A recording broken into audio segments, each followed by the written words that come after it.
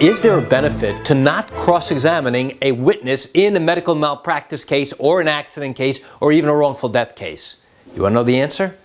Come join me for a moment as I share with you some great information. Hi, I'm Gerry Oginski. I'm a New York medical malpractice and personal injury attorney practicing law here in the state of New York. The answer is yes, there is.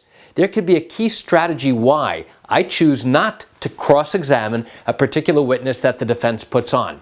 Now, let me give you a great example. Let's say this is an accident case, and now the defense attorney chooses to call the mother of the person that we have sued.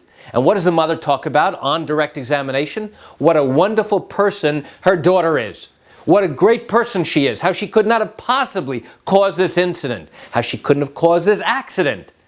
So now she has no personal knowledge of the events that occurred. She wasn't there. She was not an eyewitness. What could I possibly gain from cross-examining this mother who's now just talked about the credibility and the character of her daughter?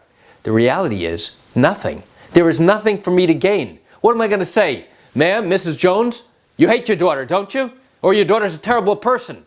No matter what I say about her or her daughter, she's going to get defensive, and I'm not going to accomplish anything. And if I start to cross-examine her with hard-hitting questions, the jury's going to turn and look at me and say, why are you beating up this old lady? She didn't do anything to hurt you or your case. What's the problem here? And that's exactly the point. So you will find that the best trial attorneys in New York are ones who strategically sometimes will make a decision not to go ahead and stand up and cross-examine one of the defense's witnesses. Does that happen in every case? No, but there are certain instances where the attorney makes a conscious decision not to cross-examine a witness. So why do I share this quick information with you?